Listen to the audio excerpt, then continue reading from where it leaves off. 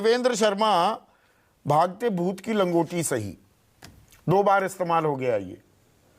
और आम आदमी की बारी आ जाए या किसान की बारी आ जाए तो धोती भी खोल दी जाती है पैसे रिकवरी के नाम पर। यहां कि चलो कुछ तो मिल गया, वहां धोती भी नहीं छोड़ते। ये फर्क क्यों? ये हमारा देखने का नजरिया जो है वो दो भागों में बंटा हुआ है।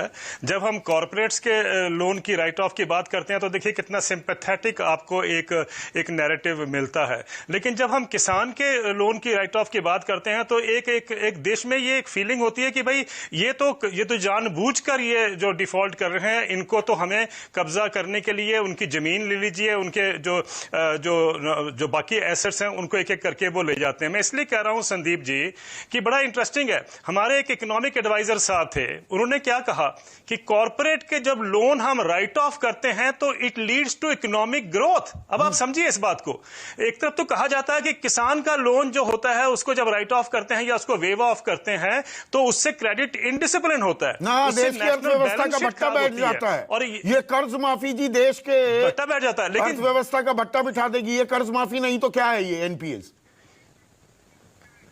तो मैं वही तो कह रहा हूं आपको कि जब हम फ्रीबीज की डिबेट करते हैं या कर्ज माफी की करते हैं तो हम दो अलग अलग तरीके से देखते हैं इन दोनों सेगमेंट्स को। अब देखिए किसान के साथ क्या होता है, अक्सर मैंने देखा है कि किसान के पास एक उसको नोटिस आता है, पहले तो वो ब्लैंक चेक जो किसान देता है उस ब्लैंक चेक को भरा जाता है और ब्लैंक चेक को इस्तेमाल करके उसके खिलाफ एफआईआर दर्ज होती है, उसको जेल में जाना पड़ता है।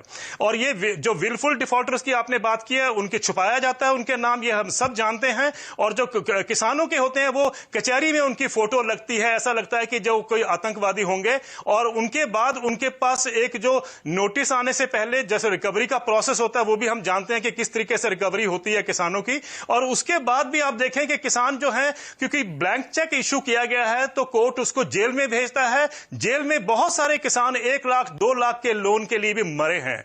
क्या कारण है कि किसानों के लिए तो आप ब्लैंक चेक इश्यू करते हैं, ये जो कॉर्पोरेट के लोग हैं इनके लिए ब्लैंक चेक क्यों नहीं इश्यू होते हैं, मुझे समझ नहीं आता है। दूसरी बात यह है कि यह कहा जा रहा है कि साहब जो ये इसकी जो बैंक्रप्सी कोड की हम जो बात कर रहे हैं उसमें देखिए 97% हेयर कट, 94% हेयर कट। यह कहा जाता है कि साहब कुछ तो मिल गया। अरे कुछ नहीं मिल गया, अगर आपने उसको भी किसान की तरह उसको भी जेल में डाला होता तो आपको सारा ही मिल जाना था, मेरा यह मानना है। सच्चाई यह है कि हर्ष गोयनका साहब इंडस्ट्रियलिस्ट हैं, वही ट्वीट करते हैं कि ये एक फ्रॉड चल रहा है देश में। उन्होंने कुछ ऐसा शब्द इस्तेमाल किया कि देखिए ये क्या हो रहा है कि अपना पैसा निकाल के वो रख लेते हैं और बाकी सारा जो है जो भी लेंडर्स हैं उनके ऊपर ये डाल दिया जाता है। तो ये तो सब जानते ही हैं। और उन्होंने ये भी कहा था कि इसके ऊपर सख्ती से पेश आना चाहिए, और सख्ती से पेश किया, हमने एक और बैड बैंक बना दिया है। मैं ये कहना चाहता हूं कि किसानों के जो लोन है वो भी बैड बैंक में क्यों नहीं जाते हैं? क्या कारण है कि जो अपने बैंक हैं वो तो सिर्फ कॉर्पोरेट का लोन राइट ऑफ करते हैं, किसानों के लिए हम स्टेट गवर्नमेंट्स पे आते हैं कि स्टेट गवर्नमेंट उसको राइट ऑफ करेंगे। ये जो विरोधाभास है इसको मजबूरी में डिफॉल्ट हो गई, जो अभी मट्टू साहब कह रहे थे आरबीआई ने एक लिस्ट बना रखी है, वो सिस्टम देखते हैं।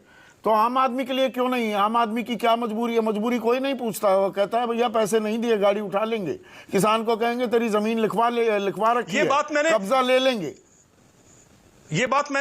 ये बात मैंने बहुत जगह सुनी है और इसमें मुझे अफसोस होता है कि रिजर्व बैंक भी यही आर्गुमेंट करता है कि साहब ये यूक्रेन करके हो गया या दूसरी जो एफटीएज में कुछ हो गया उसके करके हो गया, ये सब बातें कही जाती हैं। लेकिन जब किसान का लोन होता है उसकी फसल तबाह हो जाती है और जब वो मांगता है तब आप कहते हैं कि नहीं साहब इसको तो वापस करना चाहिए, इसको तो जेल में जाना चाहिए। मेरा कहने का अभिप्राय यही है कि ये जो 2 तरीके की जो हम ये इसका रिकवरी का तरीका अपनाते हैं इसको हमें करके एक